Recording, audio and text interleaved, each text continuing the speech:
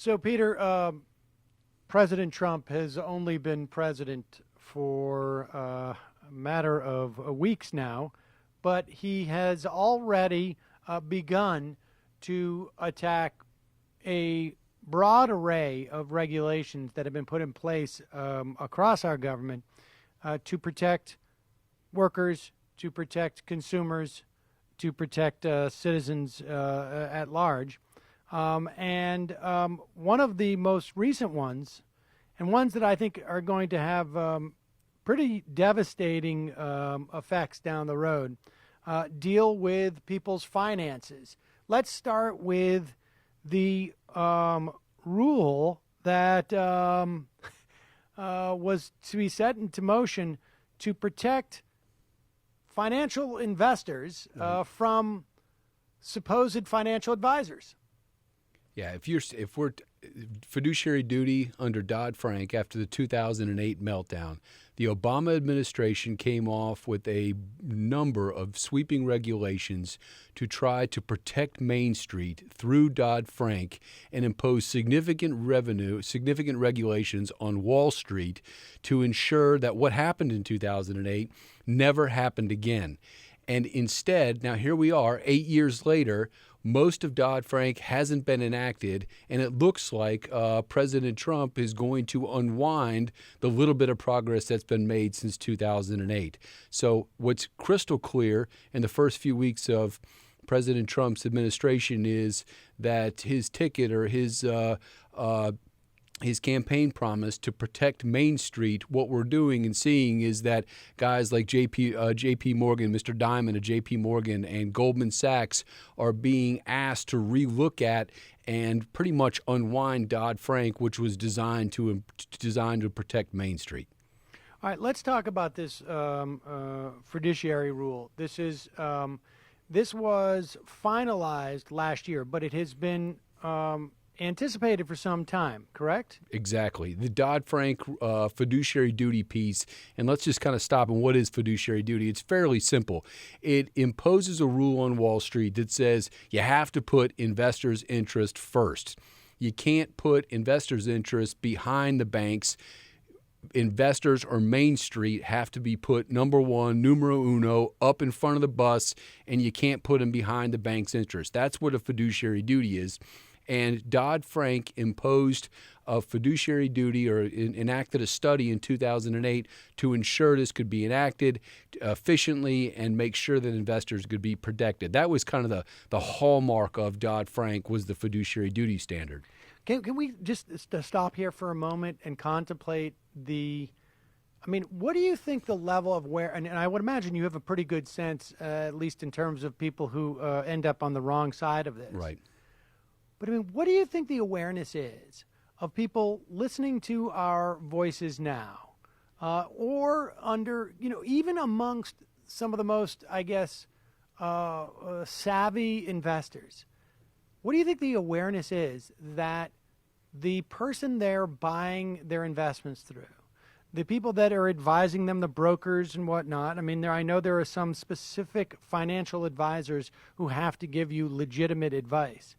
But these other people that they're dealing with, that the advice that they're giving them could be 180 degrees away from the best interests of the supposed client. In some ways, it's almost ridiculous to even talk about a professional-client relationship when, in fact, it's a professional sort of mark relationship, isn't it? It is. It's you started out that question by saying how many people do you think understand that? I'd say virtually no one. Even the more sophisticated Main Street investors wouldn't know that the lady or the gentleman sitting across the table giving them financial advice. Think about all the marketing campaigns you see, the Rock and that your interest first. The whole marketing campaign of these firms is that you're the client and we sell you advice.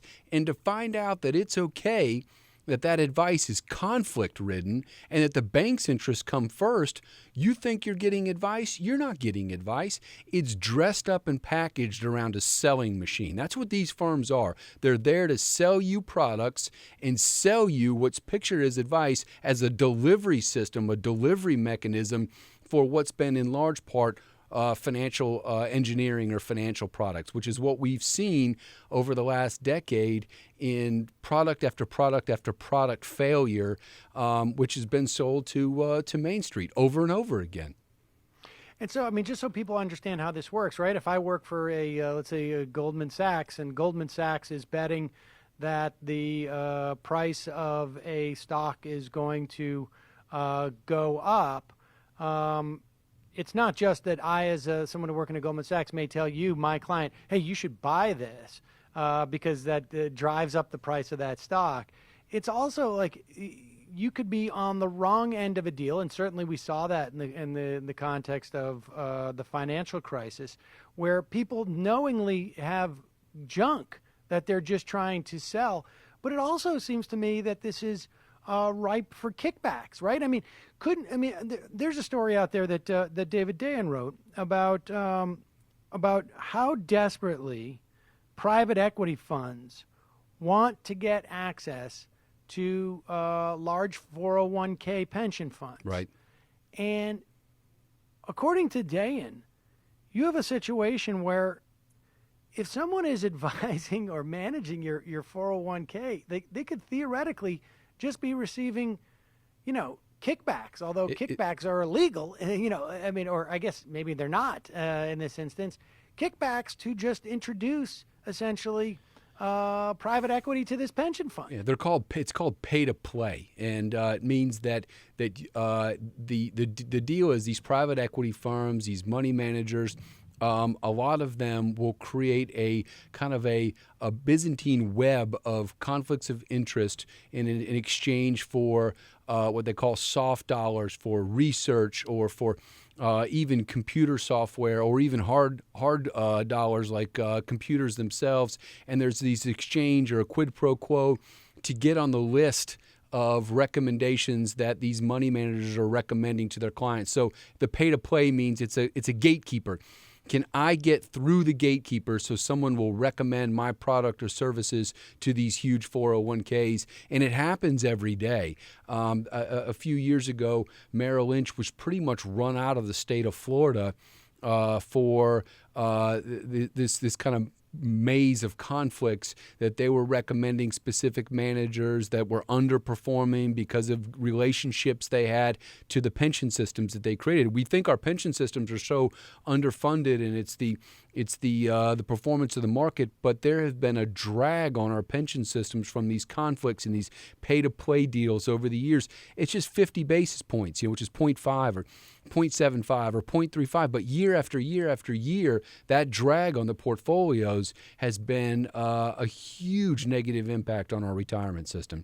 And that's why Dodd-Frank and fiduciary duty rules are so important, that to ensure the investor's interests go first. And that has to go hand in hand with actual enforcement, which is another problem we've had for decades, that somebody actually enforces these rules. But now here we are, President Trump's administration that really was elected on the backs of Main Street is now unwinding protections designed to take care of the same people that put him in office. It's just amazing to me that no one sees that he's putting these big banks in charge and they're going to unwind protections designed to protect regular mom and pops. He's looking for regulatory expertise and suggestions and advice from Jamie Dimon, the biggest banker in the country. I mean, this is just absurd.